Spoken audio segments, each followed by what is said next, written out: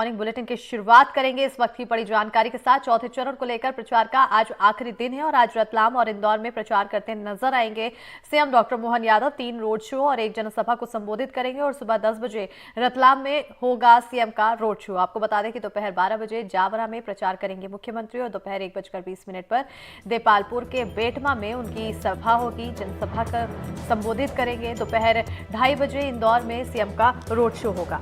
इस वक्त की बड़ी और अहम जानकारी से आप सभी को रूबरू करा रहे हैं। आपको बताते चले कि लगातार प्रचार प्रसार का दौर जारी है और ऐसे में चौथे चरण के लिए आज आखिरी दिन है प्रचार प्रसार का। आज शाम 5 से 6 बजे तक प्रचार प्रसार थम जाएगा और उसके बाद डोर टू डोर कैंपेनिंग करते हुए नजर आएंगे तमाम दिग्गज नेता। तो वहीं आपको बताते चले कि सीएम डॉक्टर मोहन यादव ऐसे में आज इंदौर और रतलाम में प्रचार करते दिखाई देंगे, जहां 3 रोड शो और एक जनसभा को संबोधित करेंगे सीएम। और सुबह 10 बजे रतलाम में सीएम का रोड शो होगा। दोपहर 12 बजे जावरा में प्रचार करेंगे मुख्यमंत्री और दोपहर 1:20 पर देपालपुर के बेटमा में जनसभा को संबोधित करते नजर आएंगे। दोपहर 2:30 पर यानी कि 2:30 बजे इंदौर में सीएम का रोड शो होना है। और ज्यादा जानकारी के साथ सहयोगी अमृतांशी जोशी जुड़ चुकी हैं। सीधे रुख करेंगे हमारे सहयोगी की ओर।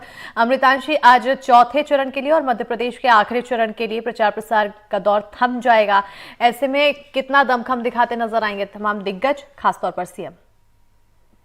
बिल्कुल, देखिए, अगर बात की जाए तो पिछले जितने भी 3 चरण रहे हैं और ये आखिरी चरण है, इसमें मुख्यमंत्री मोहन यादव जो ज्यादा से ज्यादा लोकसभाएं हैं यहाँ पर प्रचार करने में जुटे हुए हैं। प्रत्याशियों को लेकर लगातार जो है वो जनता के बीच में पहुंच रहे हैं और खुद प्रचार प्रसार में भाग ले रहे हैं। ऐसे में आज चौथे चरण के प्रचार का आखिरी दिन है, क्योंकि ये मध्य प्रदेश में आखिरी चरण का चुनाव है। इसके बाद कोई सीट बाकी नहीं रहेंगी लोकसभा की।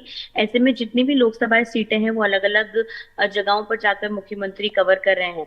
कल उज्जैन में उन्होंने रोड शो किया, ये मालवा निमाड़ की सभी सीटें हैं। आज मुख्यमंत्री रतलाम और इंदौर और देवास के अलग अलग क्षेत्रों में प्रचार के लिए पहुंचने वाले हैं। यहाँ पर कई जनसभाएं आयोजित की गई जिसमें मुख्यमंत्री शामिल होंगे। इसके अलावा इंदौर, जो कि सबसे महत्वपूर्ण सीट है, हालांकि यहाँ पर बीजेपी के सामने कोई बड़ा चैलेंज अब नहीं है, लेकिन यहाँ बीजेपी लगातार कोशिश कर रही है कि अपना जो वोट का मार्जिन है, जो जीत का मार्जिन है, वो बढ़ाने की कोशिश करे। तो यहाँ पर बीजेपी जो है पूरी कोशिश कर रही है, इसलिए मुख्यमंत्री मोहन यादव यहाँ रोड शो आज करते हुए नजर आने वाले हैं 2:30 बजे। इसके पहले अलग अलग जगहों पर वो जनसभा के लिए पहुंचेंगे। रतलाम और देवास में पहुंचने वाले हैं, देपालपुर पहुंचने वाले हैं। महत्वपूर्ण इसलिए भी हो जाता है क्योंकि आज शाम को 6 बजे चुनाव प्रचार थम जाएगा। जोरों शोरों से चुनाव प्रचार नेता नहीं कर पाएंगे। इसके अलावा 6 बजे से डोर टू डोर कैंपेन सिर्फ नेता कर पाएंगे। तो ज्यादा से ज्यादा समय यहाँ पर मुख्यमंत्री देना चाहते हैं और इसी कड़ी में आज सुबह से ही वो अलग अलग क्षेत्रों के दौरे पर जो है वो निकल जाएंगे। फिलहाल सीएम उज्जैन में है, उज्जैन में उन्होंने रात्रि विश्राम किया है। यहाँ पर भी सुबह कार्यकर्ताओं से मुलाकात करेंगे और कार्यकर्ताओं से मुलाकात करने के बाद यहाँ से मुख्यमंत्री मोहन यादव रवाना होकर अलग अलग क्षेत्रों के दौरे पर पहुंचेंगे। बिल्कुल अमृतांशी, अगर चौथे चरण को इसके समीकरण को समझा जाए तो क्या कुछ समीकरण कहलाते हैं इसके? बेहद महत्वपूर्ण समीकरण है, क्योंकि ये जो 8 सीटें जिन पर चुनाव होना है, ये मालवा निमाड़ की सीटें हैं। मालवा निमाड़ में बीजेपी लगातार कोशिश कर रही है, क्योंकि जो पिछली बार जो तमाम सीटें थी यहाँ पर बीजेपी ने 2019 में जीत हासिल की थी।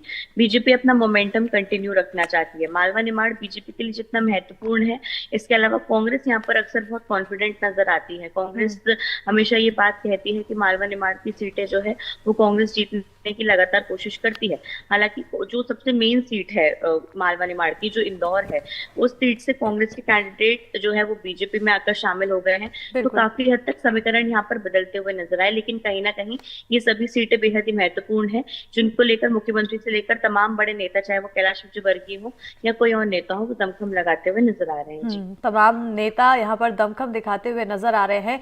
अगर बात की जाए जनता की, क्योंकि जनता के बीच अक्सर आप पहुंचती हैं, ऐसे में उनके आखिर क्या क्या मुद्दे हैं, खासतौर पर अगर चौथे चरण के क्षेत्रों की बात की जाए तो उन क्षेत्रों में क्या अहम मुद्दे? देखिए, कहीं ना कहीं एक तरफ देखा जाए तो मालवा निमाड़ के ये जिन सीटों पर चुनाव है, इसमें आदिवासी निर्णायक जो है वो बड़ी भूमिका में है, वोटर्स।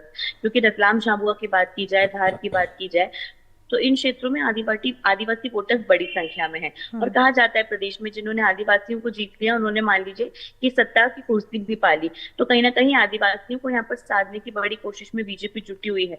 प्रधानमंत्री मोदी भी आए हैं तो आदिवासियों को यहाँ पर साधना बहुत अलग बात हो जाती है, क्योंकि आदिवासियों के जो मुद्दे होते हैं वो राष्ट्रीय मुद्दों से अलग हटकर होते हैं।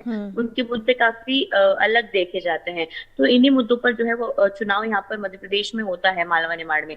इसके अलावा अगर दूसरे क्षेत्रों की बात की जाए तो कहीं ना कहीं राष्ट्रीय मुद्दे तो आते ही हैं, लेकिन इसके अलावा जैसे उज्जैन की बात की जाए तो उज्जैन क्षेत्र की, उज्जैन नगर की जो है शिप्रा की सफाई एक बहुत बड़ा मुद्दा है। इसके अलावा पूरे लोकसभा क्षेत्र के अलग अलग मुद्दे हैं।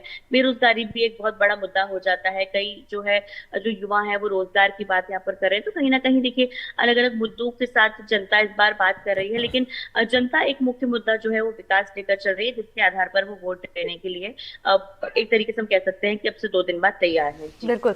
कांग्रेस की अगर बात की जाए तो क्या बीजेपी कांग्रेस को यहाँ पर चुनौती के तौर पर देखती है? क्योंकि ऐसे तो बीजेपी की तरफ से बयान भले ही दिए जा रहे हैं कि हम चुनौती नहीं मानते, हालांकि मेहनत करते हुए दिखाई दे रही है बीजेपी। बिल्कुल, देखिए फिलहाल कौन सी पार्टी किसको चैलेंज के रूप में देख रही है बहुत अलग बात हो जाती है।